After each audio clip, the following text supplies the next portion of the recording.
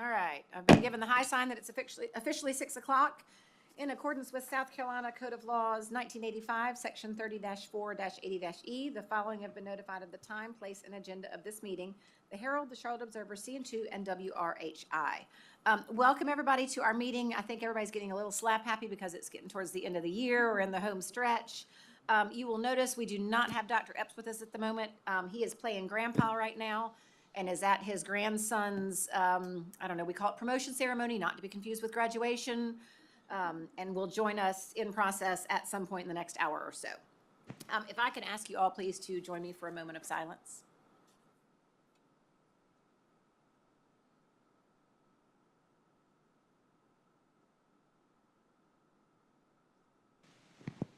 Thank you. We'll now stand for the Pledge of Allegiance.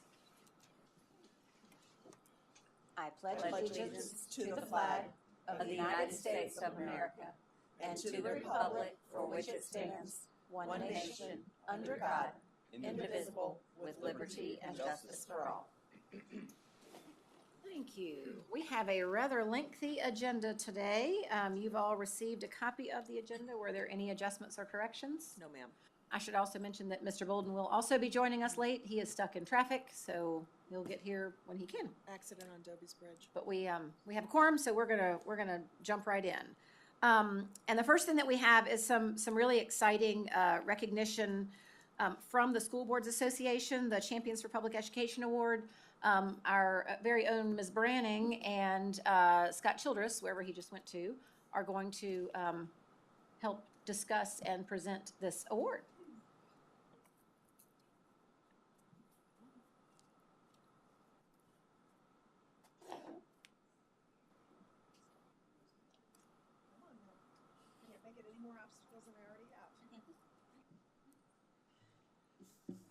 Good evening. Yep. We are on. Okay. Good evening, colleagues and friends and members in our audience, both online and here presently. As you said, I am the president of the South Carolina School Boards Association. I have with me our Region 13 Director, Scott Childers, that is going to help present our great little award here. So with that, as you may know, I have been on our board for 10 years, and I have been on the executive board with the South Carolina School Boards Association for the last 7 years. So it is truly an honor for me to be able to play dual roles tonight, to be able to present this award. Would our folks, please, from the History Museum, come on up and join us up here in the very front, so go that way. Front and center, right here. Front and center, looking all pretty.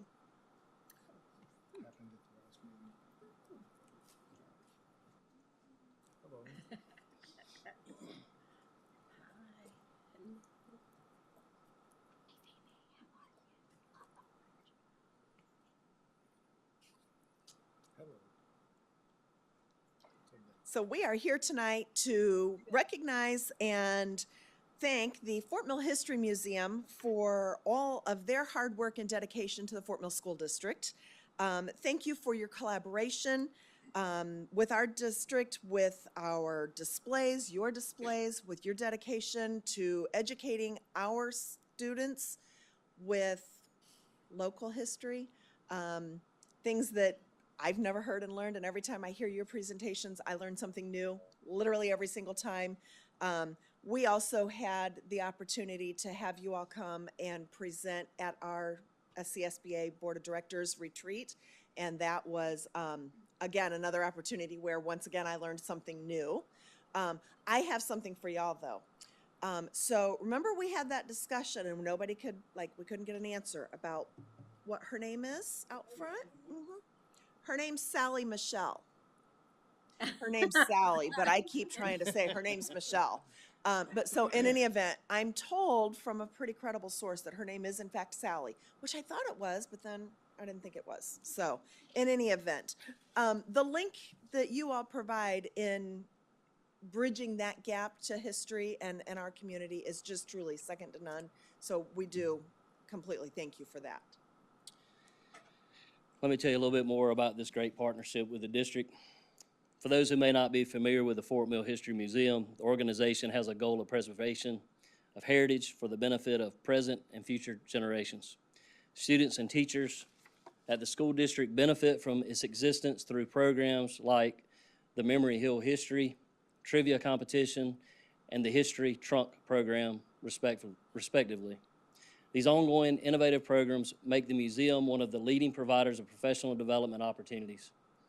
The museum provides free access to students, families, teachers, staff, and community members, and uses the opportunity to work closely with teachers to align program offerings to state curriculum standards and toward advancing student academic achievement. The inclusion of student representation on its board of directors induces a sense of ownership and inspires investment in the museum's mission, not just for, but among future generations. The importance of the partnership between the two cannot be overstated. The time, materials, and effort that the History Museum shares with the district has a direct impact on Fort Mill School District students. It should be evident to all why the Fort Mill History Museum is being recognized tonight. On behalf of the South Carolina School Boards Association, I want you all to know how much your efforts are truly appreciated. Thank you for being true champions for public education.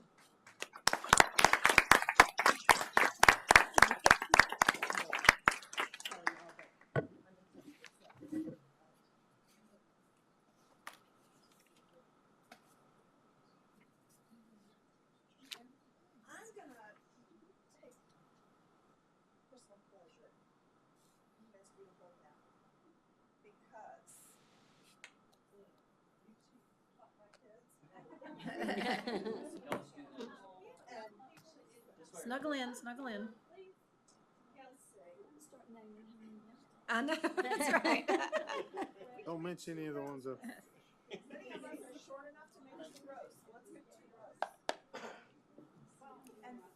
And while y'all are gathering for the picture, you know, I always tell our new teachers when I have a chance to talk to them, we've got so many new families to our community that I think it's really important that you spend some time with someone that's been here for a while and learn, because there's so much special stuff about our community, and the History Museum helps preserve that. I think that's wonderful.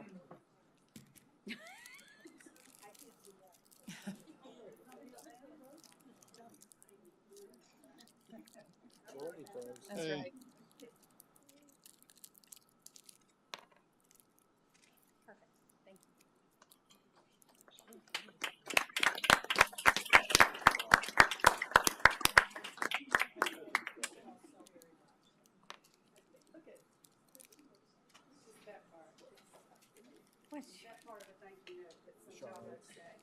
I'll read it. We have a thank you note that says, "Dear Miss Lightsley and Miss Brown, thank you for coming to Forest Creek Middle School. I never realized how important Fort Mill is to U.S. history. Thanks for coming," from the student. Oh. And it is. It's a very special place in all of our hearts, but in the history of this country. And I'm thrilled that we have something like the museum to help our students that didn't grow up here or who don't know the history really learn. Okay, let's see. Do we have any public participation? All right, we don't have that, but what we do have are a whole lot of reports and information. So, buckle up, we got a lot to cover. Starting with a discussion of a year-end transfer from Ms. Lordo.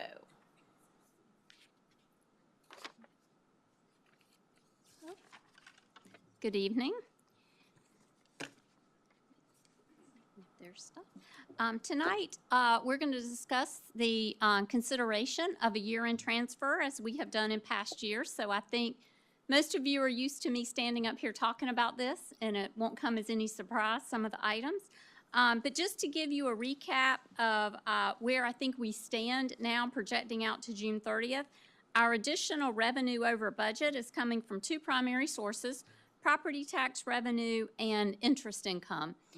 Interest income is always the more difficult to project, and we're grateful of what the market is doing right now and what we've continued to see during this fiscal year. So interest on investments, with a little bit of non-resident tuition over budget, is about $2.2 million of the excess. We have used part of those projections, the increase that we're seeing, to up our budget plan for next year, as you saw in our proposed budget.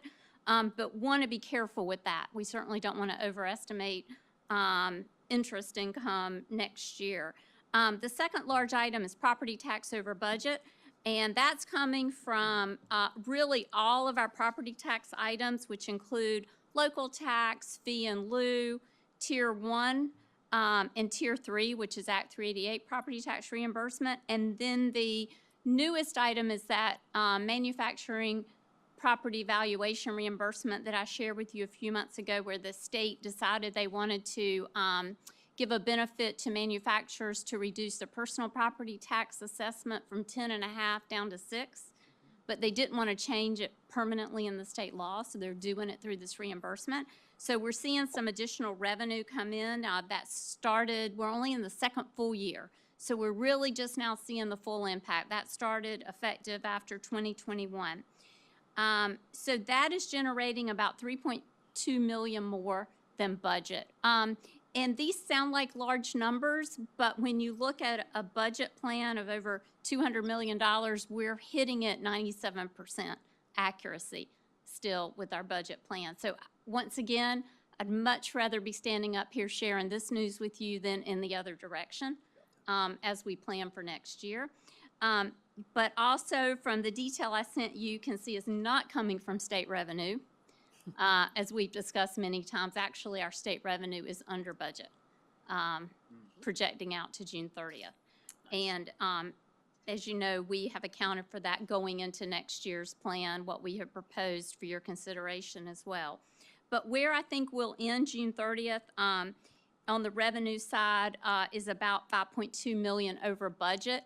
We need to increase fund balance about 3.1 million to stay within our 18 to 19% of having reserve for budgeted expenditures based on our proposed 24-25 budget. So that would leave us slightly over $2 million to consider transferring out at year end. Any questions on the revenue side, where it comes from? As far as the expenditure plan, many of these items you have seen year after year. These are primarily things that have not made it into the recurring general fund budget again that were requested. But I'm going to go down the list and glad to answer any detailed questions you may have. You have seen the Media Center collection additions. We base that on $8 per pupil. You've seen that for several years. $148,280. Small capital purchases for our schools, $250,000. Those are items that are really too costly for the schools to cover out of their $110 per pupil budget, but they're not large enough to go on a future referendum. These are those in-between items. And I'm going to give you an example. A few of the things on the list this year are a storage shed and picnic tables for Oak Grove Academy, microscopes. We always have calculators for the math classes at all 3 high schools. Those are very expensive. Digital cameras for various classroom projects, chorus risers, horseshoe writable tables, classroom rugs, gym mats, updated art resources, and a piano for an additional music room. So those are just a few examples. I think in this list of items, about 15 of our schools are covered that had needs. We don't take the funding and allocate it out evenly. We request, the principals send in requests, and then Kelly Keniston works with them in detail about their priorities, and we look at what's the greatest need that we need to fund next year is how we do this for small capital. We're seeing now a lot of furniture requests, so I split that out separately. We did that last year. That's about $365,800. That is 17 of the schools have furniture needs, and that can be student desks, student chairs, teacher desks, teacher chairs. It can be replacement of some of the front office furniture. It can be conference room furniture, all of those type of things. Is it because we need more, or is it More. because the Some is trends more. have changed from when we purchased previous furniture? Yes and yes. Okay. More due to additional students, additional teachers, I'll give you an example. The 3 additional middle school assistant principal positions we're adding, they need office furniture. Some is replacement. Things like library, media center shelving. One school, we had a media center circulation table on there, so some of it is replacement over time. Some of it is decaling. We continue to do more exterior doors, identification, things like that. It includes some of those type of items. So most all of our schools are covered. The ones that are not just did not have any needs. So we did not turn any needs down. We looked at all the schools and pulled the highest priority items to come up with this. So that's $365,800. The next item is the data center here. We need to replace the UPS backup system. This is something only you do every 10 to 15 years. It has a 10 to 15 year useful life. So Mr. Spittle has requested to do that replacement this summer. That's one of those things that you don't want it to not be working. So we feel like it's time to go ahead and do that project. That's $120,000. The next item is additional school radios. Once again, that is to make sure that's a security item. The schools are requesting additional radios. So I worked with Mr. Rich Todd on that. And then you've seen the new classroom setup request. That's where we buy a set listing of instructional materials if we add a new classroom at a school. I've already seen 2 emails come through from schools on that one. The middle school athletics equipment replacement for next year.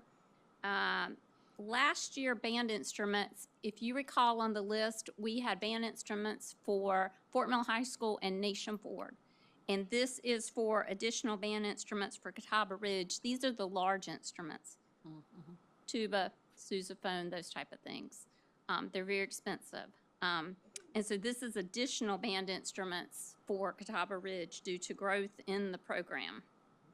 Then the next 3 items are curriculum related.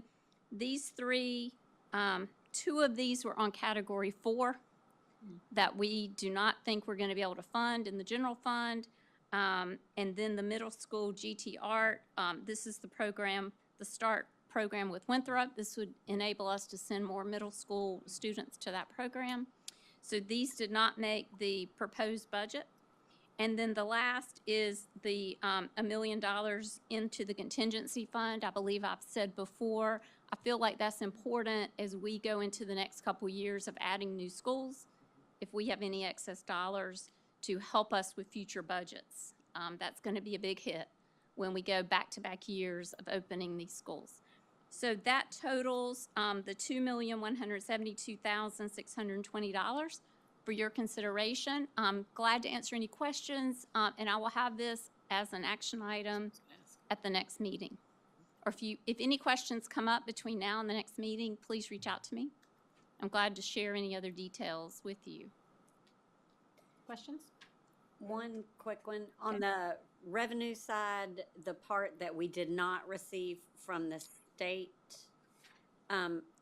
is that about 1 teacher or 2? It is probably because the negative 167,000 is the net, and a portion of that is actually a credit that we get from PEBA on health insurance. Okay. That is 686,000. So this is net. We really lost about 500. Yeah. So I would say it's about 5 teachers. Yeah. All right. Thank you. Okay. I got a couple questions, Ms. Lordo. So the first one here is the athletics. So is there some kind of cadence that we're on internally when it comes to replacement of equipment? Is that? Yes, each of the middle school athletic programs, they have replacement cycles. And so once again, these dollars are not allocated evenly among all middle schools. It's based on their request and the highest priority needs for a particular middle school for next year. And I'll give you an example. When it's time to replace football helmets, that's a very pricey item. And it just depends on which middle schools need certain uniform replacements. But each middle school athletic director works with their inventory of their athletic equipment and uniforms, and they know their replacement cycles. Okay. Next question here, same thing, it's for the band instruments. Like, is there like a cadence we have regarding that?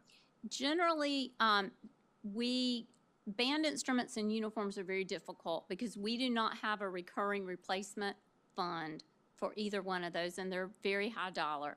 So we almost address those on an as-needed basis. We have, in the last couple years, replaced band uniforms at both Nation Ford and Fort Mill High. Obviously, we equipped Catawba Ridge brand new when they opened, so we're in pretty good shape there. A lot of these things you can go 10 years for the useful life. Most of what I think we've seen the last 3 years with band instruments has been additional because of the growth in the program. Yeah, I was gonna say, and more sophisticated types of equipment instead of just your typical xylophone, the great big ones. Right, You know, that. right. Yes. And then last question here, so regarding the radios, and I'm curious here, so from a coverage perspective, and I've been involved in organizations where radios were dependent on that, but there are typically dead spots. For the most part, these radios we're good coverage, or is there a concern? I think we have very good coverage, and from what I hear, these additional radios, I think the more radios they have on their campus, they can distribute them out to more of their faculty. Got it. And their admin. And a lot of our radios have been purchased. We've been very fortunate with our safety grants. Mhm. And a lot of our radios were purchased with the safety grants. And now as we need to add more, we don't have those grant funds to add those additional radios. Okay, thank you, ma'am. Anything else? All right, Okay. thank you, Ms. Lordo. Thank you. Our next item is very exciting, names and mascots for our upcoming elementary and middle school and early childhood centers. This is probably the most exciting presentation I've ever given to you guys. So I'm excited. It is an exciting time for us to present the name, the mascot, and the colors for 3 schools. Elementary school number 12, which thanks to the impact fee, and then we have middle school number 7, and we have our early childhood center that was passed through the bond referendum. So excited about that. The process we used this time was a little different because we're doing 3 schools at once. So we wanted to seek input from the entire school community. So we sent a survey out for suggestions for names, mascots, and colors for all 3 schools. And it was really cool to get that information back. With that survey, we sent out some historical information on the areas where the schools will be located. And this was provided to us from the Fort Mill History Museum, and I cannot tell you how awesome this was. So I want to thank Carol Case, who is here tonight, I believe. Carol, wave your hand. Hey, Carol. Carol and everyone at the History Museum for all of their hard work with helping provide this information. I just enjoyed reading it as a citizen of Fort Mill, so it was really cool. But this information was attached to the survey, and the community was able to read this information and then make the suggestions. It really helped narrow down for the names and the mascots so that we could choose the best one. The logos you will see tonight are not the actual logos that we will have for the schools. Those will be done with the architect, Joe Burke, and some others to create the official logo of the schools. Tonight, we're just showing you a logo just so you can kind of see what it'll kind of look like, but really it's the names, the mascots, and the colors. So, all right, we're going to start with the middle school, and you'll understand why here in a minute. But the name recommendation is Flint Hill Middle School. I will tell you, this was the overwhelming choice for both the elementary and the middle school. The area where the school is located is the Flint Hill community, which includes Flint Hill Fire Station, Flint Hill Baptist Church, and the old Flint Hill School. The small schoolhouse was established right beside the church in 1915 and is still there today as a meeting place for the church, for church activities. As a result, the area became known as Flint Hill. So in 1971, the Flint Hill Fire Department was chartered by the state, adding to the Flint Hill community. The mascot is the Red Foxes. Again, this was a very popular choice among the survey. There were several animals that were native to the area, including the cardinal, deer, red fox, bison, wild hogs, and bobcats. But looking at the survey of the community, Red Fox stood out the most. Boston Red Sox. The Red Foxes are not native to South Carolina, but were introduced by houndsmen during the late 1600s from New England and Europe.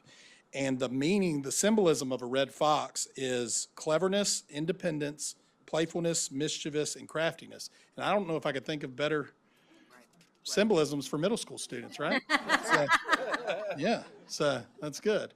The color recommendation is a true red and a black and a white. And this is because a red fox actually ranges in colors from like a pale orange to a cherry red, but it has black legs and then it has a white tip tail. So we currently do not have any middle schools with red or black as their primary or secondary color. If you think about it, we have a lot of blue. So, and a little bit of orange in one, so. All right, that's middle school number 7. Now we go to the elementary school. This is, again, the overwhelming recommendation for both the elementary and the middle was Flint Hill. For the same reasons, I'm not going to read all that to you again, but the mascot recommendation is the Cubs. And there were several animals, again, that we could have used here, and we have 2 elementary middle campuses that use similar mascots with Springfield, the Colts and the Mustangs.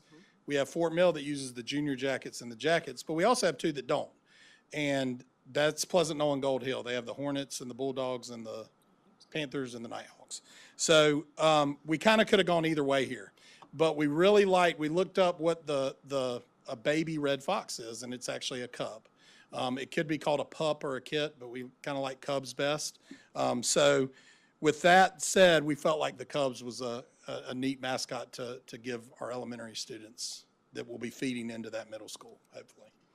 And then the color recommendation, we changed it a little bit. Again, we wanted to use red, but we're using more of a warm red and then silver and white. All right, and then. So that doesn't really look orange to other people, is it? No, it's not orange. As hard as it is for me as a Clemson fan to present red, black, and white as the colors, I still support it. So, all right, and then our early childhood center, which we're really excited about, would be the name recommendation would be the George Fish Early Childhood Center.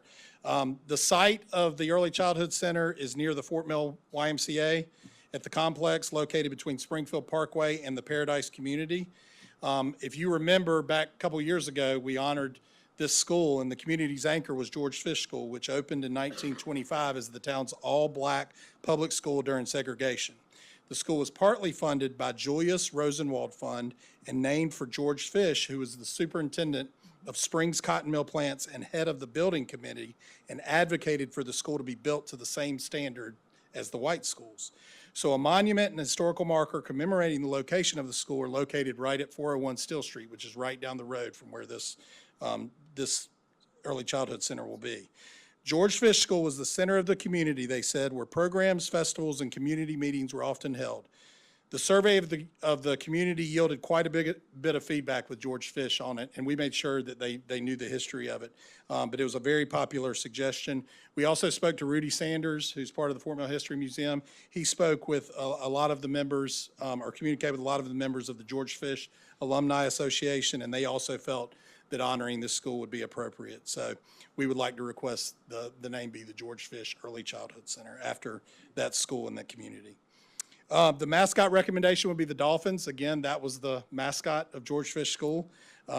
It's a great honor to the school and community, and as with the other mascots, we'll still work with the architect to kind of create it and make it more up to date than it is now. And then the color recommendation, because of the colors of George Fish, is a blue sea star and yellow. So, any questions or comments or? Got one. Given that our policy on naming schools excludes naming after an individual, I think we need to point out what I'm taking as the difference here. Yeah. Is we're honoring a prior school. Correct. We are honoring the historical school of the George Fish School. School, as opposed to Correct. naming it after a person, right? Just to be clear, I'm thank very you. favorable to that. I'm glad you said that. Somebody somewhere is going to ask the question, or already has. I love it. Do we have to vote on these at some point though, and we can't do it tonight because it's not an action item, but aren't we supposed to vote or no? I think our policy says we have to, Okay. so we'll have to. Next meeting. But we Okay. did not put it on the agenda as an action item, so we can Okay. bring it back at our next meeting for a, Okay. for an Yeah. official vote. All right. Any other discussion? That's great. Good job. Yeah. I like All it. Nice job. Thank They're you. to the all- history- Thank you. Yep. Be fun. You got it? Okay. All right. That was so much fun. You want to decide who gets to go to all of them? He's not listening. Never mind. Yeah. All right. Nothing, Ever nothing. gotten applause like that? Wasn't. All right, well, that was fun. Here, let's see if this will be as much fun too, because I think math is fun. So our next agenda item is a math lab update. Dr. Wazeness? Yeah, so last meeting you heard from our curriculum coordinators, and they mentioned a bunch of things that they do. And the math lab was one of them. And tonight you're going to hear a little bit more about our math lab, and we're going to recognize our teachers that participated in it. So I'd like to invite up Ms. Latimer. She's our middle and secondary math coordinator, and she's going to talk you through the math lab classroom experience. Good evening. Evening. A little vertically challenged. So wanted to kind of tell you a little bit about the math labs. This is a new initiative for us this year. We started the process back in the fall, trying to put all of the pieces together. We were able to come together and bring it to fruition from January to May. And so I'm going to give you a brief overview and then get to the good stuff and let you talk to a few of our teachers. The vision of our math lab was to make sure to develop a highly effective system of collaboration for our educators. We also wanted to highlight a student-centered approach to teaching and learning. So that was the overall goal of what we were trying to accomplish, or what we did accomplish, actually. The purpose was for us to spread the enthusiasm and love of math.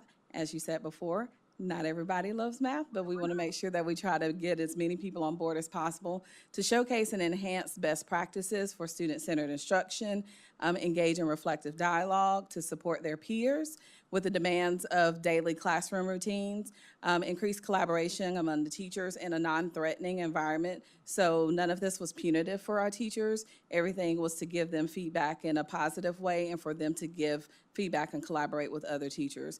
Also to establish a system of ongoing professional learning, and we'll talk about that in just a few minutes. Benefits for our teachers, and so we have dual benefits. So the teachers who were actually math lab teachers were benefiting from it, and the teachers who were attending were also benefiting. So reflective of their instructional practices, they had the to build their capacity for teacher leadership, to enhance collaboration and networking amongst our teachers, and for additional resources for our teachers. So sometimes they don't have the extra funds to get resources. So we did supply them with a stipend so that they could get resources for their classrooms. The teachers also will receive a stipend for completing the process. That is thanks to educator effectiveness, because we did collaborate with them in order to make this happen. So that is a part of the recruitment and retention funding. Also to recognize them as serving as a math lab teacher. So that was one of my hopes, to be able to do this at the beginning of the process. So thank you for allowing us to come in. They will be recognized tonight. So thank you for that. The process. So we started back in the fall with an interest meeting. So we sent out a flyer and email to all of the district and said, hey, are you interested in coming to join this process? We met right here in this boardroom, and we went through the process of what we were anticipating to take place. From that point, each teacher who attended the meeting was able to submit an application. I did not allow you to submit an application if you didn't attend the interest meeting, because I wanted to be clear of what we were expecting you to do. I also talked about a student-centered approach. You did not have to be well-versed in student-centered learning to actually participate. So you could be a novice teacher in student-centered learning and want to enhance your practices. So I made sure that that was clear to them as well. Each teacher was required to attend mandatory professional development and planning sessions. Anything that they did not finish during that time period, they were able to finish at home. They were also able to contact me if they needed additional support or had additional questions about how to help plan and put together their lessons. But every lesson that took place in the math lab were these teachers' lessons. So it wasn't anything that I scripted and gave to them. They were developing it themselves and making it their own. So just provided some parameters, but then gave them the autonomy to do what they needed to do in their classroom to support their students. Each teacher conducted 3 lessons from January to May. So we had a total of 36 lessons because we ended up with 12 teachers who were accepted into the process. It has April up there, but I did have a rock star group who said, hey, we want to try a few things after testing. And so I was like, I'm going to go with it if that's what you want to do. So they did push theirs out to May. We did discovery and debrief sessions. So discovery basically is where the teacher gives you a little snippet about what you could expect to see in their classroom. Initially, we tried to do these virtually so that you could join a Zoom call or some face-to-face. That didn't quite work out, so we had to monitor and adjust. So we started recording those videos and sending those out to the teachers after they signed up to come and watch those lessons. After you come and participate in the math lab, we also do a debrief session. So that is where you would get on a Zoom call with myself and the teacher, the math lab teacher, anyone else who participated in that process, and I would go through some reflection questions with those teachers. At that time, teachers who were in there observing could also ask questions. They could share any insights. They could ask to share resources. Sometimes our teachers who came in to observe were like very enthusiastic and we're trying to get the resources on the way out the door. So I was like, hold on, we're gonna get you there. But we did give them that opportunity to get there and share and have those conversations. These teachers, again, also designed their lessons and activities and all of their descriptions. So what you see up here before you is what I sent out to all of the schools. So once the teachers established what their description were, I send it out every month to the schools to let you know the times and the dates of those lab classrooms, and then you could sign up to come to those classrooms. We had teachers, we had administrators, we had district office staff, we had board members, so it was not limited to just one specific group of teacher. We also did not limit it to math teachers. So you could be a teacher from another content area who wanted to come in to see how things were working in the math lab classroom. So if you were a special ed teacher and you wanted to see how it was working in an inclusion class, you had the opportunity to do that as well. If you're a social studies teacher and you were just curious as to how they were going to implement Socratic seminars in math, you had the opportunity to do that as well. Okay, so now the best part, I'm going to introduce our math lab teachers, and then after the introductions, we're going to have 3 who are going to come and share a little bit with you about their experiences and particular parts of the session, and then I'll come back and close this out. And Dr. Wakes, this is going to be my Vanna White today.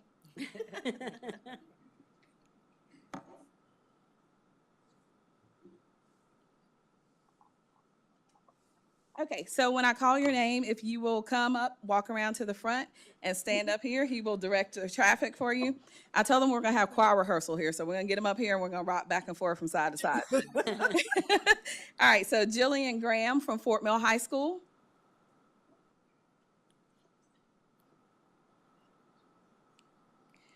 Evan Christner from Springfield Middle School.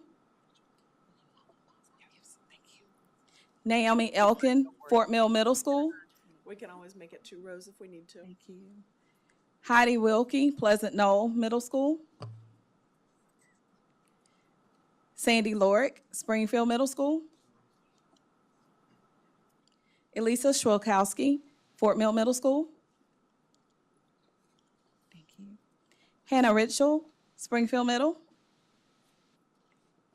Erin Filsinger, Fort Mill High School. Christy Reynolds, Nation Ford High School. Jamie Bryan, Springfield Middle. And we have 2 teachers who cannot be with us here tonight, and that is Jill Torrance from Pleasant Knoll Middle School and Maureen McHugh from Catawba Ridge High School.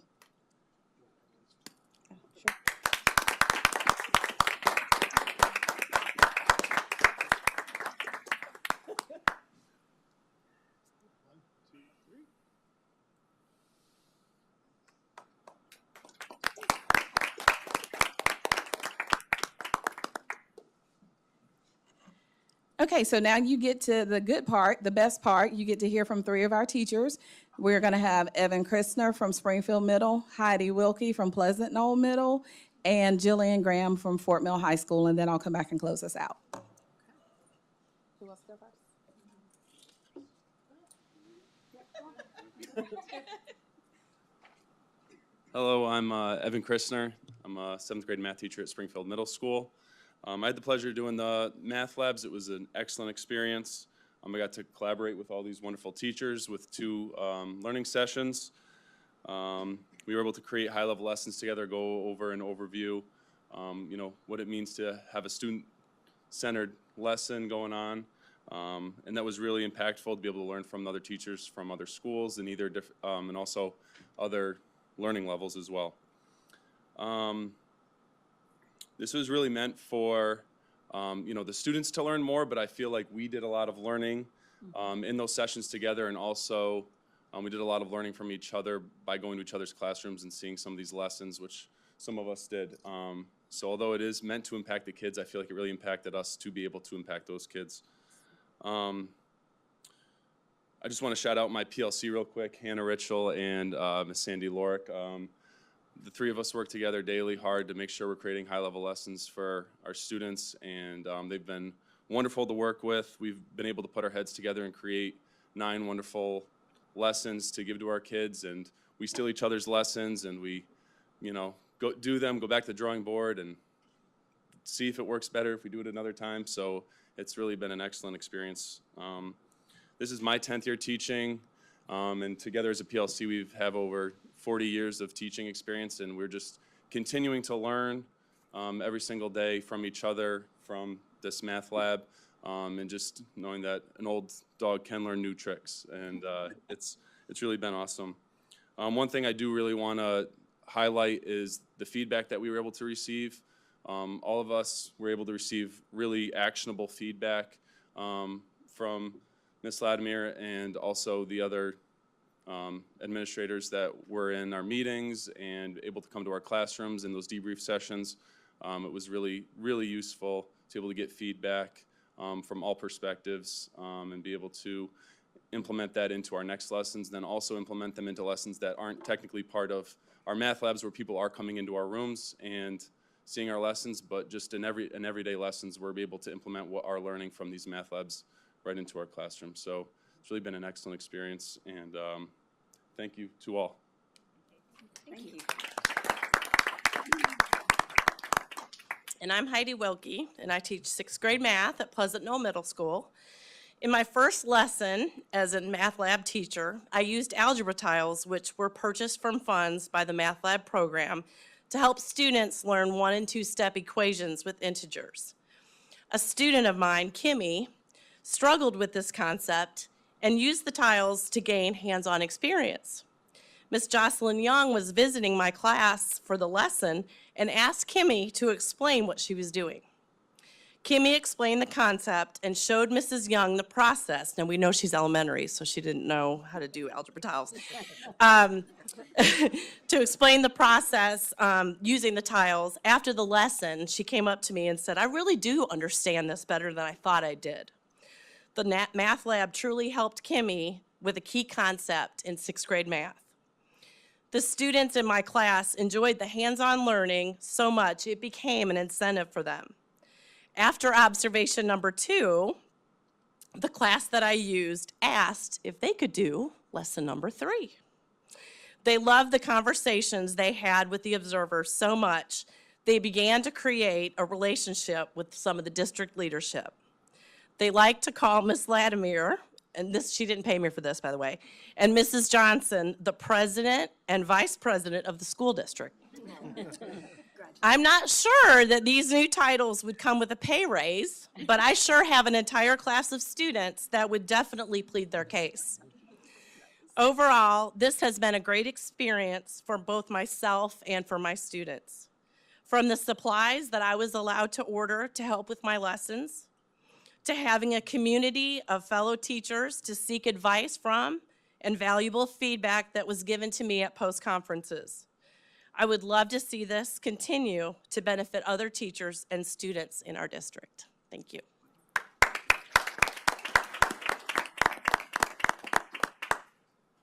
I'm also vertically challenged.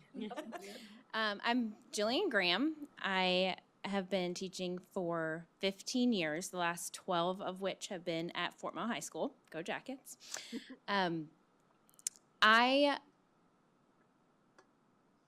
was really excited to apply to be a math lab teacher because I wanted the opportunity to share my love for student-centered learning with other teachers. I don't think any of us realized that we were going to have several district office staff members, administration, and board members visit our classroom, so that was a big surprise. I personally had Mr. Bodie come to my classroom, and he spent 30 or so minutes, probably longer. I could tell he didn't want to leave my classroom with me, and then another 30 minutes or so on the debrief meeting. So just for a second, thank you to everyone that came and took the time to come and observe and to be on another meeting as well. That took a lot of time, and it's very much appreciated by all of us. But Mr. Bodie, I just have to thank you specifically. And he made me cry during the meeting. I'm going to cry again. I practiced this so I wouldn't cry, but as here I say, I'm still. He gave me the most insightful feedback. Just the bird's eye view of my classroom that you gave me was very impactful. And I just want to thank you for your time and your wisdom. It meant a lot to me. And it might get me to 28 years, that alone. So thank you very much. Thanks.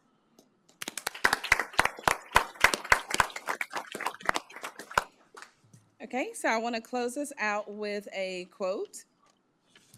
This is from Liz Neiman from Mind Research Institute. A plant needs both sunlight and water to grow and thrive. But when you think about literacy and math and education, so often reading is a focus, while students, educators, and parents believe that you're either a math person or you aren't. We believe that math is from everywhere, in everything, and for everyone, and that anyone can be a math person when they don't just learn the math, but experience it. So, thanks a million for affording us this experience.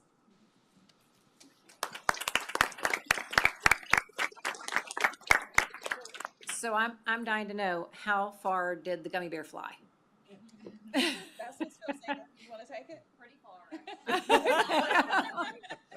limited by the height of the ceiling and often like the width of the hallway. So it's like the volleyball that bounces off the rafters and comes back down, right? Okay, very exciting. All right, well, from a math geek, I think this is awesome, and appreciate what you guys are doing. I did think we have the chair here if the president of the school board would be interested. Come on down. Join us, yeah. All right, thank you guys very much, and congratulations on your accomplishment. Now we're going to talk about something else very exciting, esports. Man, this is like all kinds of fun stuff tonight. Right? Yeah, did Mr. Childers leave? He didn't get You get to stick around for esports? Oh, man. Man. I know, right? Right, so, All right, do tell. so does anybody here know what esports is? Yes. We got one, too. Okay, that's great. So esports is competitive online video games, right? So it can be a team or individual games that students play, played on computers or gaming consoles. And it is a structured environment. There's formal tournaments, there's leagues, there's conferences. And in the audience right now, they all might not be math kids, but they are all gamers. 97% of American teens, 12 to 17, play video games. So that's our audience. That's who's in our schools. And this picture represents it's a finals for a tournament, and that is a coliseum full of people watching about 8 kids play video games. So that's where we are. So esports skills. So why do we do esports? It requires players to make quick decisions, adapt to changing situations, and think critically and creatively to solve problems. Esports teams require players to communicate effectively and work together to achieve common goals. And esports requires players to be responsible and respectful digital citizens, including understanding the importance of using technology and media meaningfully, protecting personal information, intellectual property, and other people's rights. Other skills, esports can help students develop self-awareness and self-direction, take ownership of their learning and progress through goal setting, tracking progress, and reflecting on strengths and growth areas. It encourages students to be creative and innovative, whether it be in a game design, content creation, or developing new strategies and tactics to be successful. It can teach students to persevere and persist through failure and challenge and develop mental toughness. And finally, it can teach students the importance of punctuality, responsibility, and professionalism, and prepare them for future careers.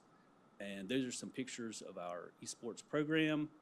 And this is a portrait of the South Carolina graduate. And if you notice, a lot of those skills are on this as well. They are the world-class skills and the life and career characteristics. So perseverance, work ethic, interpersonal skills, knowing how to learn, creativity, critical thinking, collaboration. So esports ties directly into those additional skills we're hoping kids learn while they're in our school system. So we have tried esports in an informal way before at high schools over the years, but really it hasn't stuck. What happens is it becomes overwhelming for a teacher, basically, and it sort of peters out. So meeting with students as part of our strategic plan, I was able to determine the interest was there from our students to do this formally. So we developed a 3-year plan, identified coaches at each of the high schools, sent them to a coaching institute this time last year.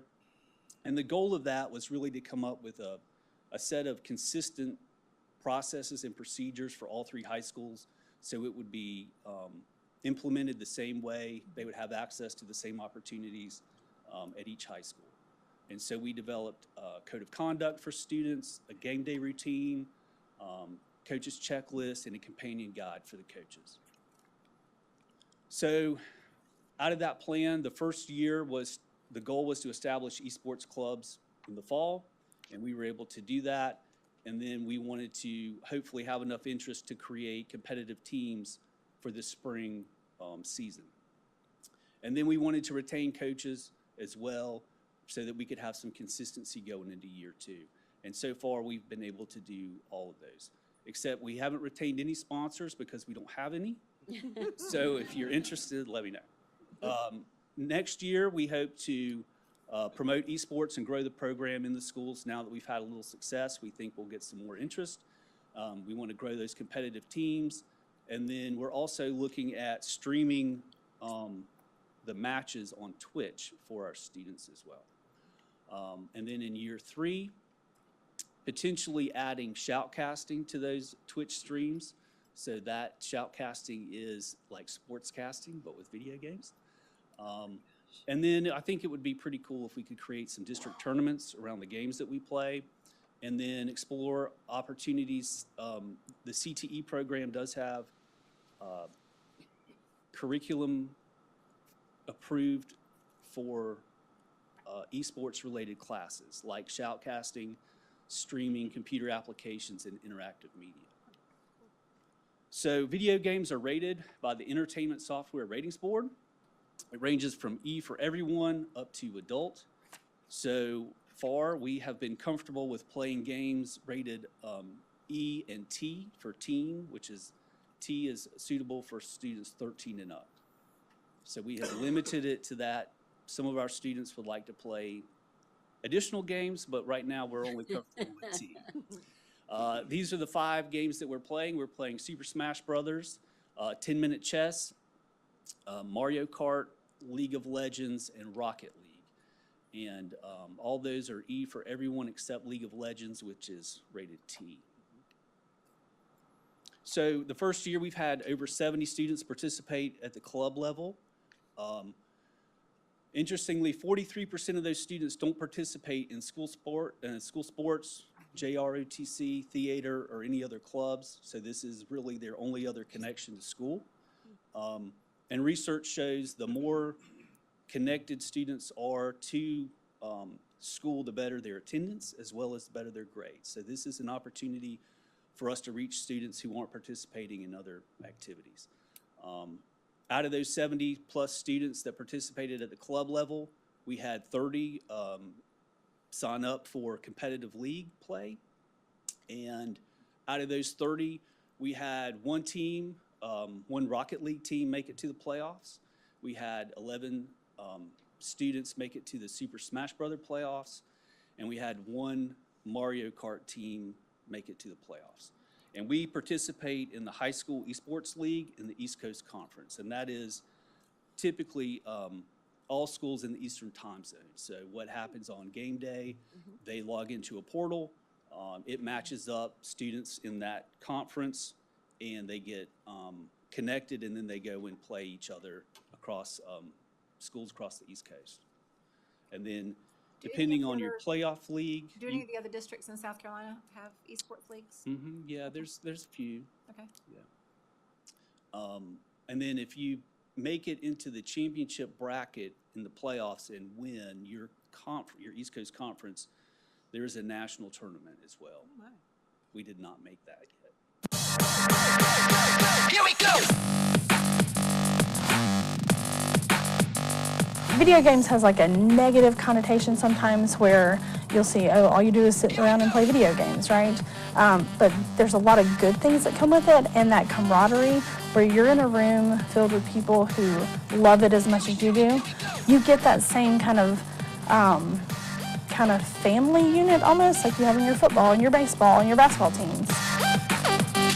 Here we go! Just playing games for fun, but then I feel like esports is more like playing them competitively, like with the focus of winning instead of fun. When you join esports, it just takes everything to the next level because you're playing against other schools, more competition, and these games actually matter, unlike games at home. Here we go! I saw like the opportunity to do this as a way to like take all that time I've put into video games and like do something with it to like win something for the school and just like put all that to use. Esports is just a really good place to get to know people and have fun.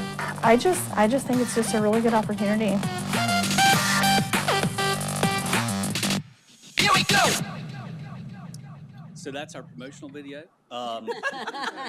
And, I think it's been interesting. I went out and watched some of the students participate in the playoffs. And a lot of the students who made the playoffs, they didn't participate in other sports. So it was interesting for them to see brackets for the first time and figure out, rankings and brackets and how that works.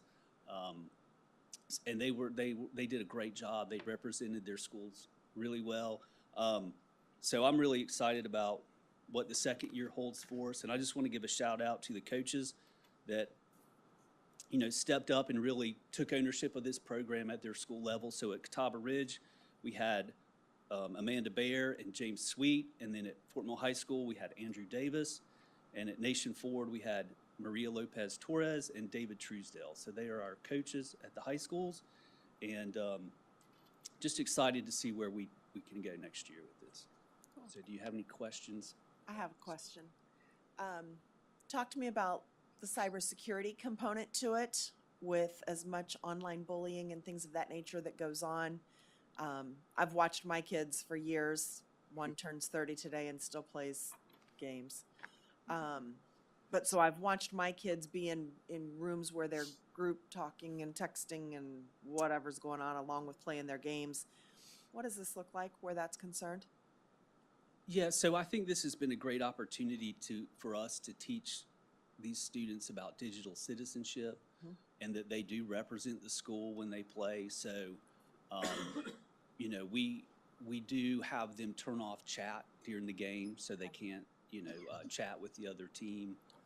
They can but if I'm on a team, I want to be able to talk to my teammates. You can talk to your teammates. Because we're in the same room together. Right, and you can disable chat with the other team. It's a feature in the esports games. Okay. But yeah, it's been a great opportunity to teach students about good sportsmanship and digital citizenship. Sure. Thanks. Yeah, my staff was not thrilled. We have spent 25 years blocking games in this district. Right.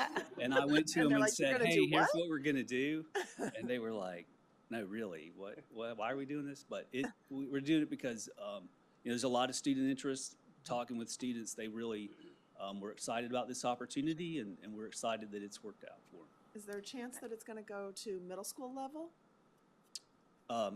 I suppose it could, but we'll have to see. I know several years ago, in another group I was a part of, we had the athletic director from Winthrop come in, and at the time, he was talking about how Winthrop was introducing esports as an actual athletic sport, if you will, for the college. So I don't know if a lot of colleges have it now, but do. yeah, I was And gonna that's say, what I'm I was going to guessing. say. I commend the district for diving in because I think it is something you're seeing more at the college level. Yeah. And to the point where colleges are offering scholarships. Yeah, they are. For this. And Yeah, well, before we launched this, I visited the program at Winthrop, and that's how Okay. we picked some of our games. Some of these games are what they do offer at Winthrop and at the college level. Winthrop's, I mean, if you can get a $5,000 scholarship to Winthrop for esports. Wow. And they actually have one of the better programs in the state. They for several years have been in the finals for a couple of the games they play for college Division I. I love the fact that it sounds like it's hitting a new group of students who are not playing an athletic sport. I'm not sure how to distinguish a physical sport versus an e-sport, I guess. You know, they're not in the band, they're not doing theater or art or whatever. So this is some way to connect. So I think that's awesome. Absolutely. this is a generation. 4 years ago, this was the social outlet for kids. Right. I mean, right.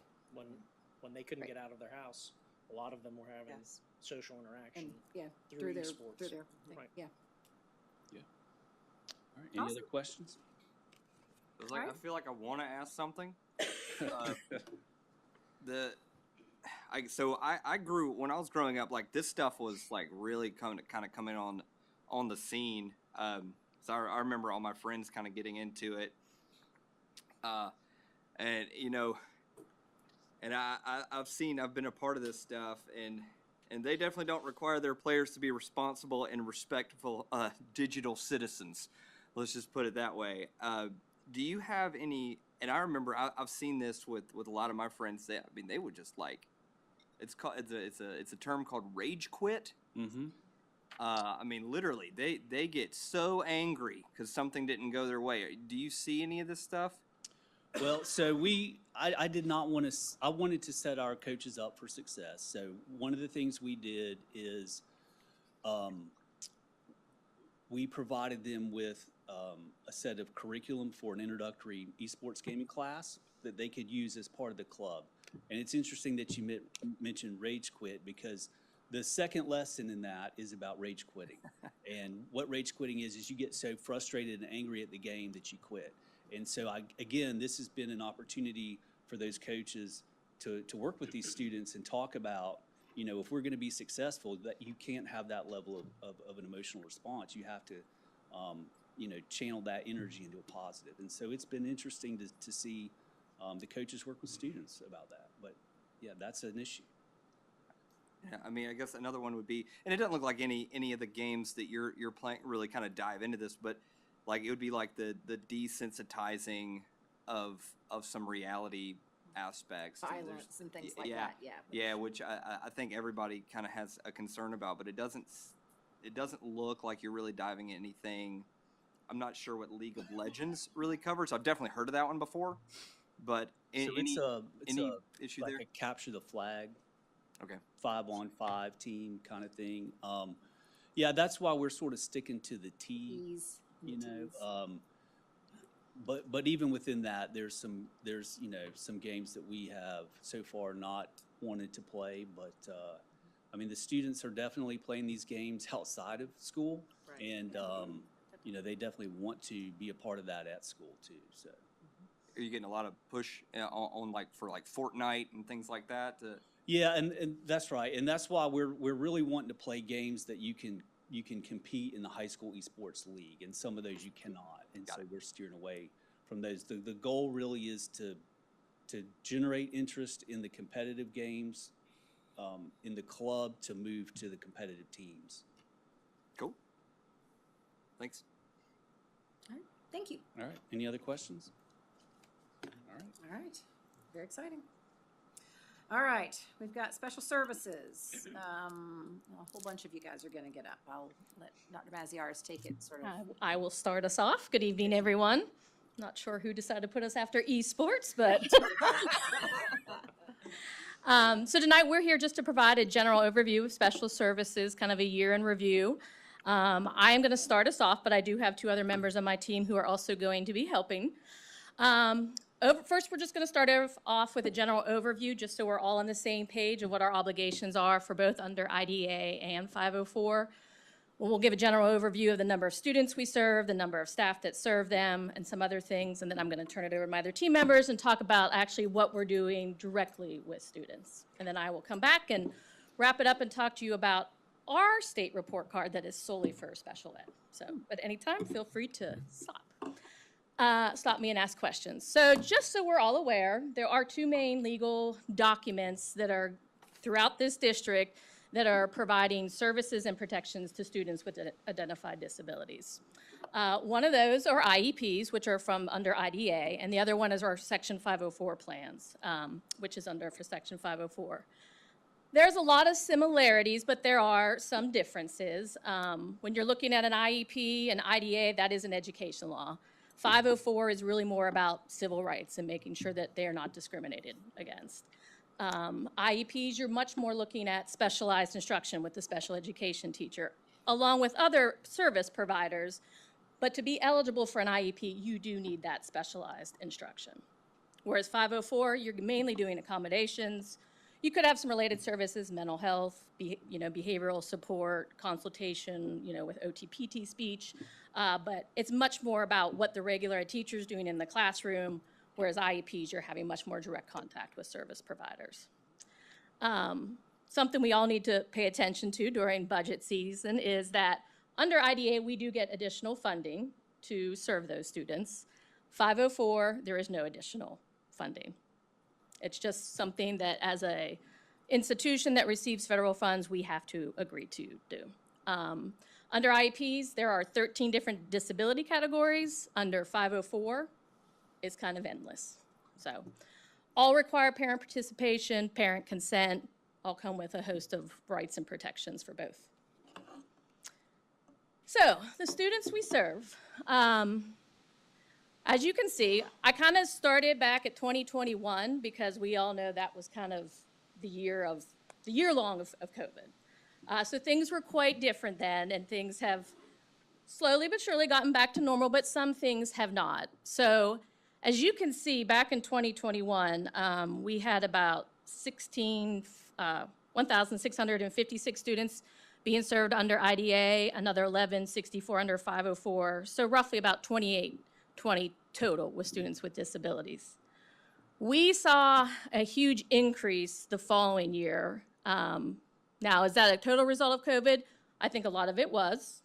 I definitely think not necessarily as much as the learning loss as the mental health impact that we are seeing with students, the behavioral needs. I also think student populations, we had people pulling their kids to go to virtual school, so I don't think our evaluations were as much as they typically are, but across the board, we were increasing between 18 to 21% between IDA, 504, and then total. And that is a big increase in a one-year span. We have kind of gone back to normal. We are still, I think, outpacing the growth in the district. Following that year, we had a 14% increase in IDA, 9 in 504. So right now, we are currently sitting at 2,295 students eligible under IDA, 1,595 students eligible under 504, so a total of 3,890 students eligible across the district with identified disabilities. And notice there is an additional 240 evaluations that are still pending, which will be done prior to the end of this year. So I only anticipate that those numbers are going to increase. So that's about 22% of our total enrollment? Yes, for total, yes, 21%. Something. So I'll say our IDA percentage numbers aren't really as good on Section 504. We're currently at 12.4% of our current total student population. Prior to COVID, national averages ranged from 9 to 12% of a general student population. I just checked, And the most current year is 21, 22, and now the average has increased to 15% across the nation, Okay. percentage of students eligible under IDA. And we're at 12. We're at 12.4. Okay.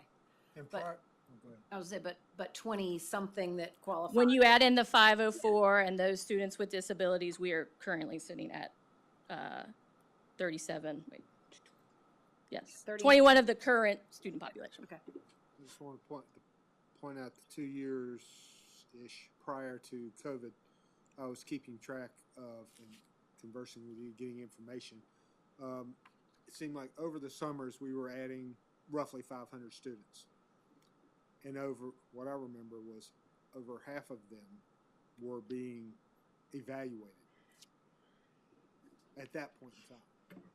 That's a long time ago. I will say that, It's stuck. yes, but back, I do remember prior to COVID when everybody was moving here and things hadn't slowed down because of COVID.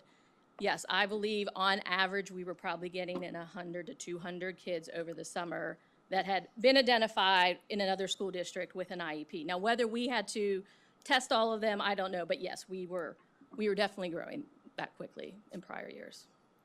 Well, and can I share a little tidbit because you touched on federal funding? Mhm. So, a little over 50 years ago, the federal government put in place IDEA and said at that time that they were going to fund 50% of those needs required for student services. The most that I can recall in the 10 years I've been doing this, that the federal government has ever paid towards IDEA students and their needs has been 21%, and I think right now we are well under 16%, if I was guessing at the moment. You stole my thunder from later on, but thank you. I'm sorry. It's Because just if Mr. Bodie was going to ask me something I needed to change, I was going to say federal funding. But you are correct. To my knowledge, it's always ranged in the middle to high teens as percent funding. But drop. I think it was like 40% back in 1975 when the IDA came out, that they were going to pay up to 40% of what the cost was to educate a student with a disability. But they have never been close. And it's actually dropped. Yes. So even a couple years it was 18, then it was 17, now it's 6. It was just, right. Yeah. Dwindling. So this is just the, as you can see, as our student population has grown, so as our staff, not at the rate of our student population grow, I have tried year after year. Miss Lordo, we have a very good relationship and we learn to figure out how we can make everything work. But so right now, as it stands, we currently have about, give and take, we know recruitment and retention is always a struggle in some areas of special ed, but I'm going to say 450 employees across all the schools that currently serve our students. That ranges from instructional assistants, teachers, nurses, mental health counselors, school psychologists, BIs, and everything. We'll talk about all the different groups that report to us. That's 400-ish people for 4,000-ish students, right? Yes, I am. How do you get that? I'm sorry, Miss. I was just saying, it's like 400 people for 4,000 students. I mean, it's, right. Yeah. So when our staff are not working directly with students, they are spending a very good chunk of their time in meetings. This is just a snapshot of the meetings that have been held thus far this year, and I can tell you just based on the schedule this week, there are a lot more meetings going on and will be probably up until the end of school, if not into after school.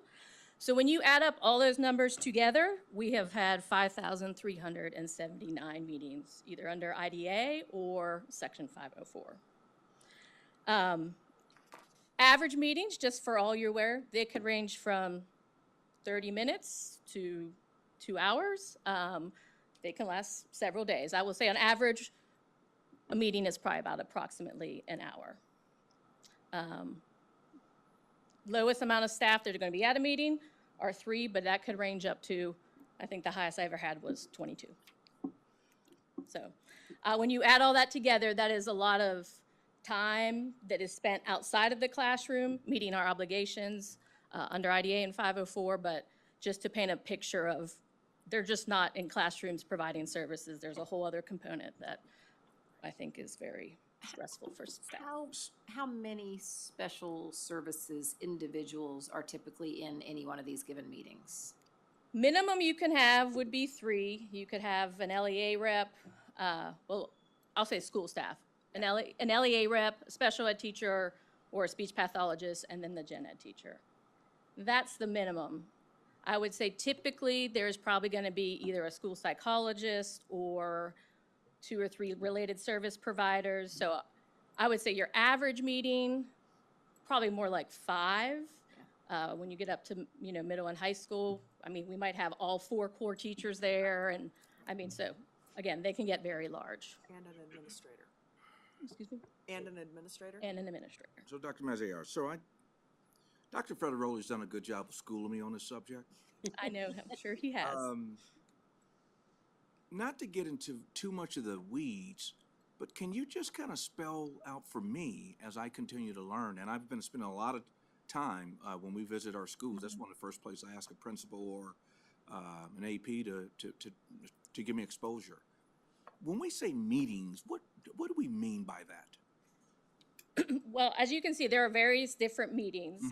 If we suspect a child has a disability, whether it's the teacher or the parent, the team has to come together and decide whether or not we are going to do an evaluation. If we're doing an evaluation, then the whole team has to talk about what areas they're going to do and build the evaluation plan from there. After that, we have to come back, and based on that information and team input, then we have to determine eligibility under either IDA or Section 504. Sometimes at that meeting, if we determine they are eligible, we will actually develop an IEP since all the team members are there. But if not, we have to come back for a third time and develop a document that will follow them through the rest of their school, through the school year. We're required to have an IEP review at least annually, but we can call a special review, we or the parents can call a special review at any time. So as you can see, we've already had 1,161 special reviews. Some of those might be, because we need a testing accommodation changes. Some might be increase or decrease in services. I mean, there's a host of reasons why you would have a special review. Understood. So based on what Ms. Spears just said, she said there was 450 staff, and you said that also, but we're serving 4,000 students? That's kind of the ratio? By the time I think we end up placing all the remaining ones, if they're eligible, yes. I would say at least by the start of next school year with the transfers, yeah. Interesting. Thanks. All right, I'm going to turn it over to Jen Grant. She's our Director of Specialized Instruction, and she's going to kind of talk about the work that her teachers and instructional assistants do. Good evening, everybody. I am over teachers primarily, as well as instructional assistants and coaches. Our obligation under IDEA is to provide specially designed instructions to our students. What kind of instruction and how much is determined by that student's IEP, that individualized education plan. The services that are listed on that IEP, most of them are provided by a special education teacher or an instructional assistant. And those teachers and assistants use a variety of direct instruction, programming, or curriculum that is research-based specifically for our students with disabilities. We also serve students through our extended school year program. Primarily that happens during the summer for most of our students, but that is something that is individualized to each student. So that can look very different for each student, but primarily it's done through the summer. We also have a variety of coaches and leads that support our special ed teachers, kind of more boots on the ground support outside of our office here at the district level. They are helping teachers with the curriculum, that IEP compliance, that implementation to ensure that we're meeting student needs, but also our obligations.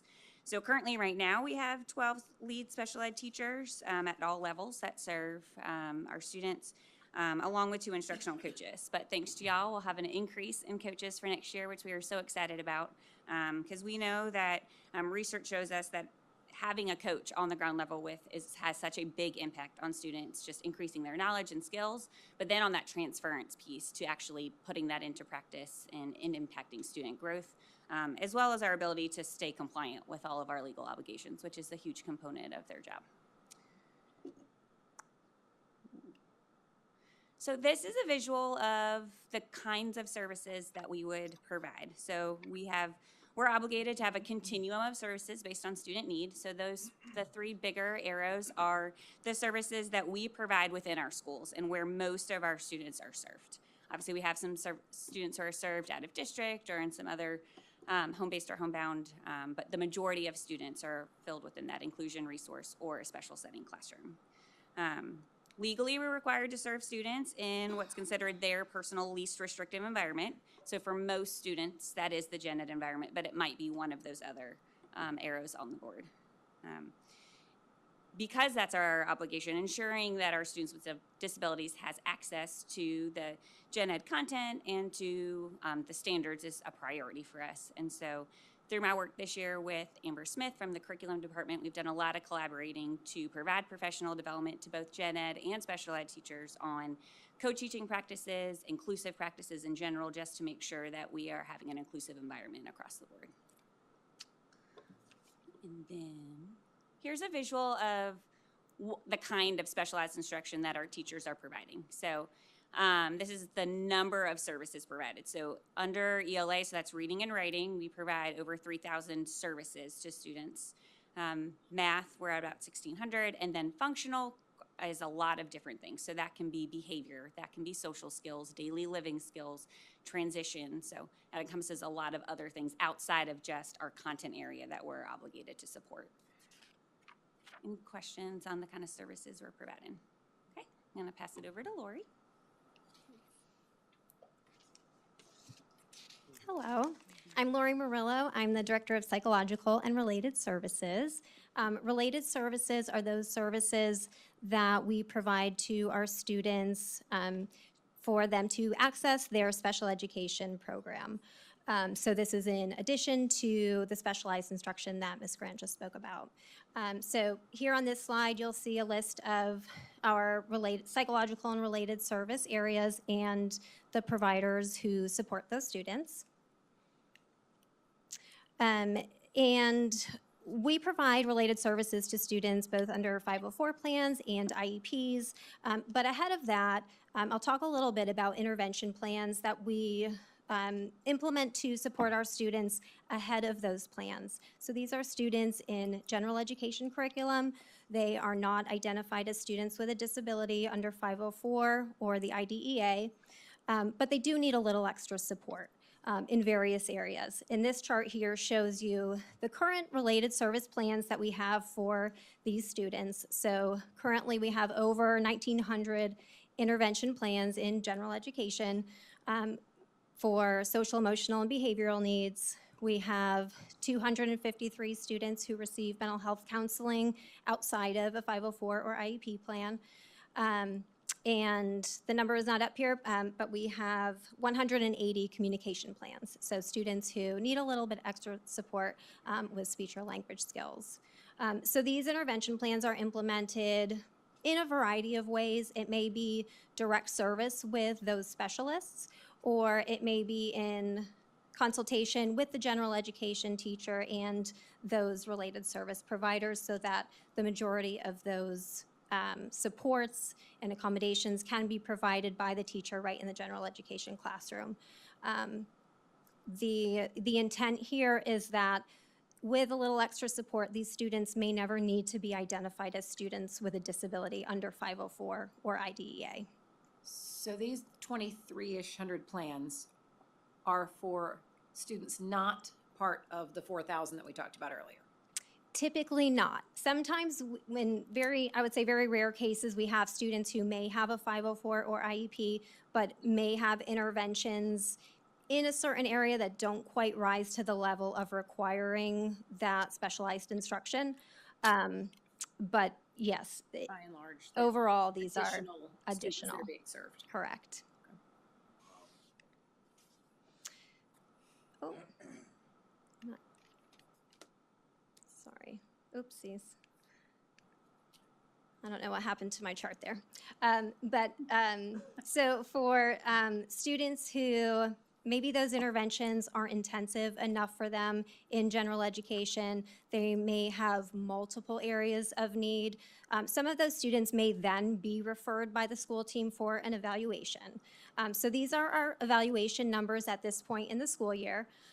This is separate from the 300 pending evaluations or 200 pending evaluations that Dr. Maziar has mentioned that will be completed by the end of the school year. But to date, this school year, our 504 facilitators and school psychologists have conducted 525 evaluations under 504. And our school psychologists and speech language pathologists have conducted 968 comprehensive evaluations under IDEA. So following those evaluations, many of those students are found eligible under 504 or IDEA and qualify for specialized instruction and related services. So this is a visual of the current caseload numbers for these areas of need and the providers who support those students. So depending on the incidence of each area of need, of each disability area, you can see a range here. Our behavior interventionists currently support 555 students. These are numbers both under 504 and students with IEPs. So our BIs serve over 500 students. Our hearing and vision staff, who this is a lower incidence population, serve just over 150 students with hearing and vision impairments.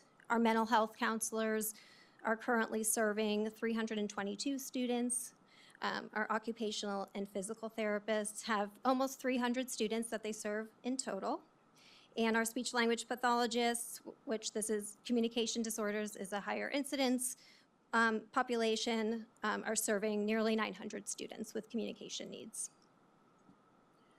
So when I add all these up, and I know they're not all mutually exclusive, there's some overlap, but I got lost in the numbers at some point, but yeah. It looks like 40% of our students are fitting in some category of additional services of some sort, right? That boggles my mind because that's a phenomenal amount of additional staff beyond what we think of as the 22-to-1 classroom teacher ratio. Do you know what I mean? At 16% from the feds to help backfill that expense. Thank you very much. Or not. So, And again, these I are know that just my math is exactly right. I'm the math geek, but I don't. Right. I know there's some overlap, but it's 40 to 50% seems like a lot. And these are caseload numbers at this point in the school year, and this is just from this school year, but I would say that overall, as our total special ed student population increases, these numbers also proportionally increase with that rise as well.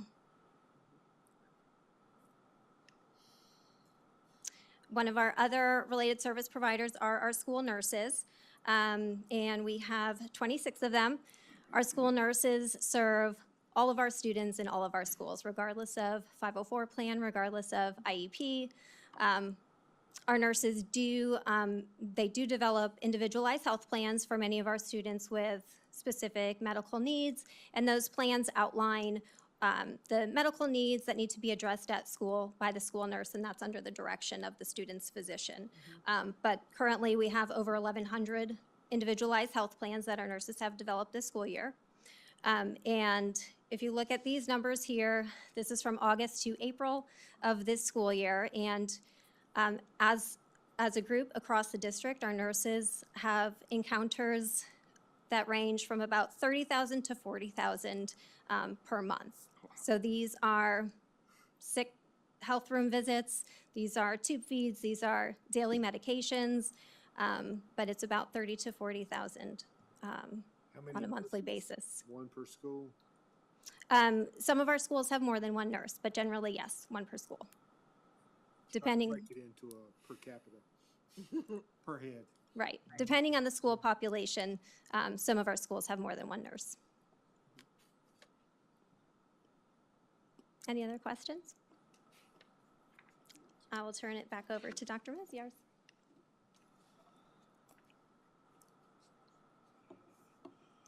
But yes, Christy, your math was right. So if we have 20% under IDA and 504, then there's another probably 20% getting interventions, whether academic or something, so. Just in time. We just kicked Mr. Romanek out of your seat like literally 2 Should seconds still be ago. warm, though. Did you give everybody a It raise? should be Yeah. warm. Yes, It it did. did. Except for the new president of the schools. That's another topic we need to cover.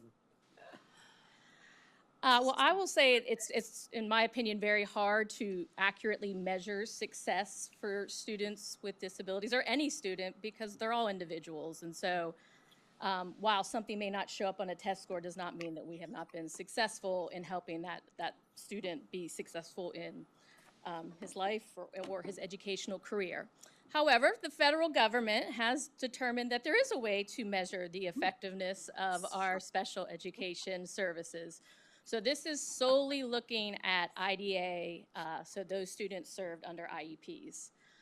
Each one of those bullet points we get rated on. They have compliance factors where we can earn anywhere from 0 to 2 points on things such as whether our data is accurate, whether I am managing the finances correctly and submitting everything on time, whether we are, if there is any corrections, are we doing it in a timely manner? Are we meeting our 60-day evaluation timelines? They look at discipline. Are we over identifying? So they have all these different compliance factors. Those are 0 through 2 that we can get. Then they look at the performance factors, which is the output from our students. They are looking at state test scores at the 4th and 8th grade level. They're looking at our graduation rate. They're looking at our percentage of students with disabilities in the gen ed environment. Also with our preschool children, they're looking at the rate we suspend students, and then are we preparing our students to be career ready once. This scoring is a little different, and I could spend 2 more hours talking about all the different factors, but I'm sure you want us to move on. But they set state targets, so we get measured against what they set as a state goal, what the state actually did, and then what we did. And so we get a rating based on that. And I will be happy to say that we have always met our targets. There are 4 levels of assistance. We have never been identified as a district that needed technical assistance from the State Department or target assistance where they're basically taking over. As we have continued to increase our staff and our support, we were roughly at 88% 2 years ago or 3 years ago. Jumped up to 93% 2 years ago, because this is the data is a year behind. And this past school year, we scored 102%. So we even went above and beyond and got some bonus points. So obviously we had no findings of non-compliance. We exceeded the state targets for graduation rates and testing. And overall, we exceeded everything that the state, set the bar for. So and I couldn't do that with the amazing staff that's out there and showing up every day. So, but 102%. I haven't seen every district. They haven't posted them online, but if I were to guess, I would believe we are the highest. And we would expect no less. But that is, I tease Leanne a lot, but I've never, the district leadership here and you all are very supportive of special services, and I would never do this job anywhere else. And it goes to the point, again, 40–50% of our students are benefiting from something special that is happening on their behalf within the Fort Mill School District. And I think that's amazing and obviously being done quite well. So congratulations. Thank you. Any other questions? Yeah, I got one. Help unpack for me. I'm on the special review of IEP. We've had 1,161. Mm-hmm. Could for myself and for the community, help explain what goes into that meeting? We're talking like the time and involvement, the personnel involvement for 1,161 IEP reviews. Just to give a perspective here. Mr. Trump, that could honestly range, because if it is something, like as I mentioned before, like, oh, we've noticed that this student is going to require this on a state testing accommodation, it might be a very quick meeting, change the paperwork, get some signatures, that could be a 15-minute meeting and not much longer. I will say most special reviews are typically called, though, because either the school or the parent are having concerns about the student's progress in their educational program. So because there's concerns, those typically do end up being longer than I'm just going to change an accommodation here or there. Depending on who calls the meeting, sometimes the parents have concerns and the school team shows up with their current data and shares like what we're doing and how, we could address the parents' concerns. Other times we are calling that meeting because for whatever reason, the student isn't making the progress that we would see. I will say, I think that is a lot of special reviews when you think about like we're only required at least once to review it annually. But I also think that our schools do a wonderful job partnering with parents, and they want to be very responsive if a parent has concern. And sometimes it is better to get everybody sitting down at the table or behind a computer screen versus going back and forth in email. So you just alluded to it. Sometimes it's easier to get everyone sitting down. Who's all showing up to that meeting? Who's all involved?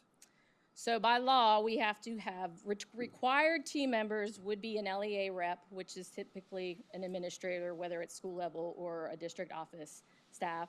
A special education teacher provider. They typically have a case manager who kind of handles all the paperwork, but it's possible that they might be served by multiple special ed teachers, but at least one special education teacher and at least one regular ed teacher need to be sitting down at that table. Now, if it's talking about eligibility evaluations, then you're looping in a school psychologist, a speech pathologist.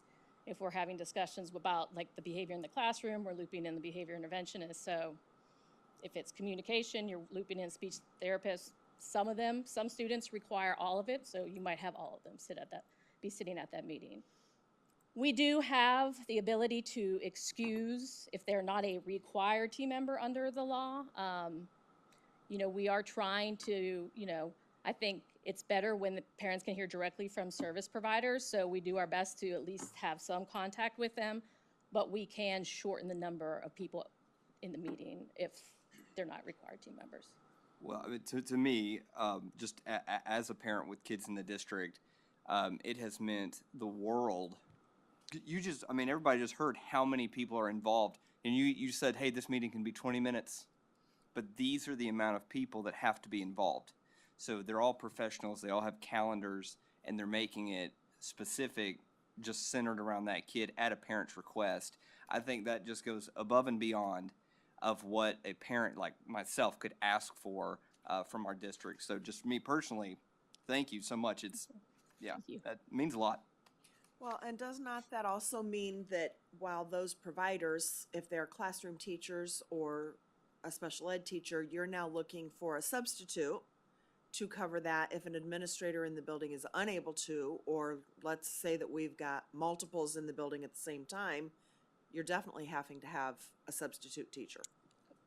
Absolutely. There's definitely days when you have, some of our schools have 8, 12 special ed teachers. I think they all try to work together so they're not scheduling meetings, but there is overlap and there's only so many administrators and so many regular ed teachers. And, I'm all for unencumbered planning time because the teachers definitely need it, but, that throws another, like, when do we have these meetings? Because we want to protect their planning time, but we don't want to pull them out of the classroom. So, yeah, it's a lot to manage. Yeah. Thank you for what you all do. Yep. Thank you. Definitely appreciate it, and it's obviously impacting a large percentage of our student population, so it's important. Thank you. At 16% from the feds. That's right. All right, I think we're down to our last report and information, which is about some grading systems and a policy change or recommendation. Yes, ma'am. Good evening. I know sometimes you see policy change and you're not too excited about it, but I'm excited about this potential Fun. This will be just as much policy fun, I'm change. sure. Yeah, I think I've had a chance over the past year or so to talk to all of you about grading and assessment. Our district has done a lot of work with this over the last year plus. All 3 levels have. We've had committees up over 40 involving teachers, special ed teachers, ESOL teachers, grade level teachers, literacy coaches, principals at all levels. So we've worked on this high school, middle, and elementary. And over the course of the year, we've done a lot of homework, principals and I. We brought the committee back this winter and are really in favor of making a slight change. So even though this is probably one of the more policies changing that I'm excited about, it's probably the shortest change you may have ever made. It's going to be one word if you're in agreement. But what we are proposing is to move our standard-based grading. I think you're familiar with in kindergarten and first grade, we do standards-based grading for those 2 grade levels. We would like to move that to 2nd grade this current year. And the reason is we really feel like what we're going to do is we've done a lot of committee work through the year with updating with our new updated ELA standards and also plan for math. We've chosen essential skills, essential standards to where parents, just like kindergarten or first grade, they're going to have a complete list in literacy and math, meaning reading and writing and math, as well as kind of a more broad view of science and social studies and some other just like class preparation type rating scales of being able to show our parents how those students are progressing in 2nd grade. And they would get that quarterly, just like kindergarten and first grade and every other grade in our district. We're going to change the key a little bit. The highest level would be a 3, meaning mastery of current grade level expectation. 2 would mean we're progressing towards that grade level expectation. 1 would mean we have a minimum mastery of that grade level expectation. And we'd have NA, meaning not assessed at that time or not at this time. So in order to do that, we would need to change our policy right now says grades 2 through 12. In your packet, we highlighted we'd change that to grades 3 through 12 would be our policy change so we could do or have standards-based grading for 2nd grade starting next year. We did also attach just the administrative rule. If you're in favor of this, that doesn't need board approval, but we would change the administrative rule to match the board policy. Might I suggest that the administrative rule also reflect the grading scale as 90 to 100 for an A and so on? Yes, yes, ma'am. It appears that perhaps when we did this in 16, we didn't do that. Correct. Yes, ma'am. It looks like we changed the policy, but not the. Right. The R, yep. Yes, ma'am. We will change that. So tonight is just first reading. I'm happy to answer any questions that you have or provide further information. So currently, at a 2nd grade level, we are assigning A, B, C, D, F. Correct. Okay, and we're gonna do numbers as they are accustomed to for kindergarten and first grade. Also for 3rd. Correct. I mean, we're going to also for update that a second. little Also bit. for 2nd, Right. right. Yes, ma'am. And what, I'm gonna be ignorant, what is the positive for that? So for an example, let's talk about math, and I have a copy of the proposed essential skills we would have on there. So when you would have, as a parent, you sit down or that grade report's coming home, you'd say, okay, they made an 85 in math.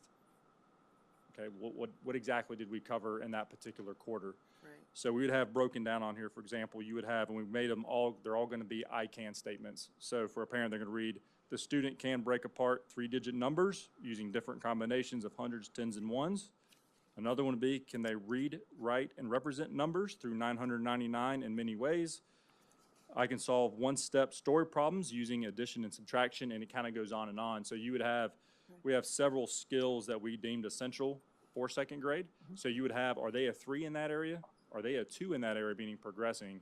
Or do they have minimum mastery of that area? Or have we not assessed it yet? Because we may not get to some content until 2nd, 3rd, or 4th quarter.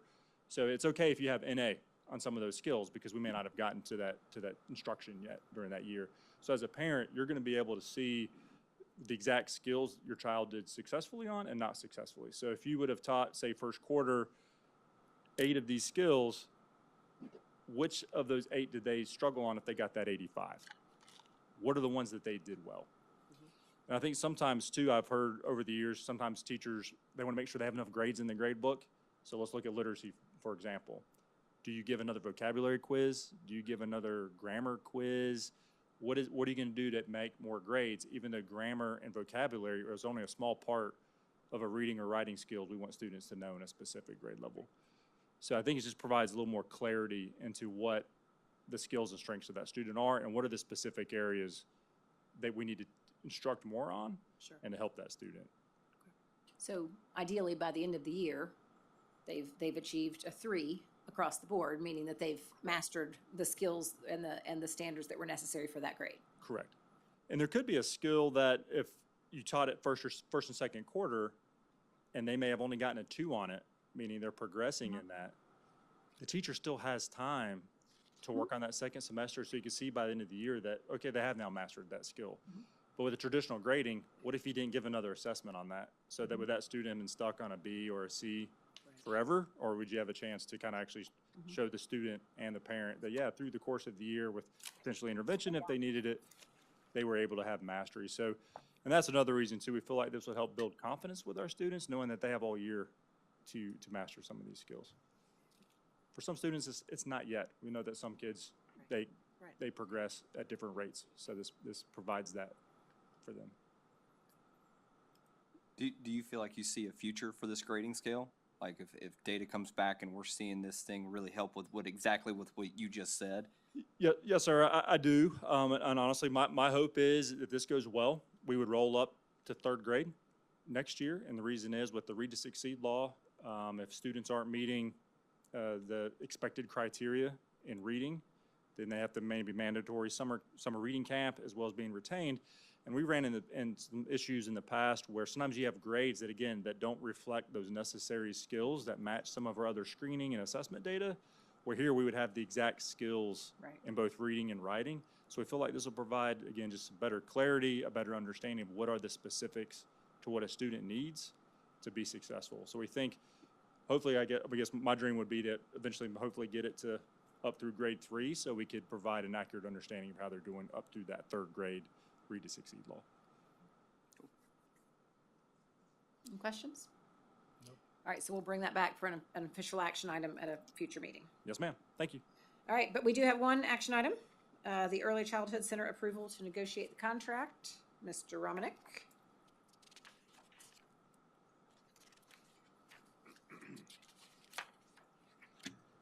Good evening. Before I make the recommendation, I want to go through kind of the process, just to remind you, and then we'll go through the 60-page document to figure out what we're really doing. Yes. But, You made a promise. so, right. So when we received approval to move ahead with the impact fee to go ahead and build elementary 12, we went through a process of finding the architects for the school. At that time, we decided we need additional architects for the additional schools that we had talked about, which were the middle school and the early childhood. So at that particular time, we said, why not do it all at once? We went out with a solicitation. We ended up with 14 architects that responded to that solicitation, 7 of which who were pre-approved or pre-qualified to go ahead and provide proposals and come in for interviews. We went through the process for the elementary school. As you know, Jumper Carter received that. We went through the process for the middle school. McMillan Pasden received that. And here we are now tonight with the Early Childhood Center. We had 7, as I mentioned, pre-qualified. Out of those 7, 4 of them responded and wanted to go the next step for the early childhood. We met with those 4 architects. We had interviews. Again, we put committees together of 8 or 9 folks. They came in, they presented, and through that entire process, it turned out that Little Diversified Architecture was chosen to be the architect for the early childhood program. All of them had great presentations, all 4 of them, but we all as a team or a committee found Little to be a little bit extra because they focused more on a legitimate early childhood program, more not as part of a school, but the entire school itself. So we pretty much consensus, 6 or 7 out of the 9 of us had them graded as first, but throughout the conversation, they were clearly the leader. So we're excited about it. This is an exciting project. There's a lot of folks involved, including Springs and some other folks. So we're really looking forward to get started. So tonight, I want to make a recommendation for me to go ahead and negotiate with Little Diversified to come up with a contract for the Early Childhood Center. Anyone want to make a motion? I'd like to make a motion that we accept the recommendation of the administration to enter into contract agreements with Little Diversified Architect Consulting for our Early Childhood Development Center. Second.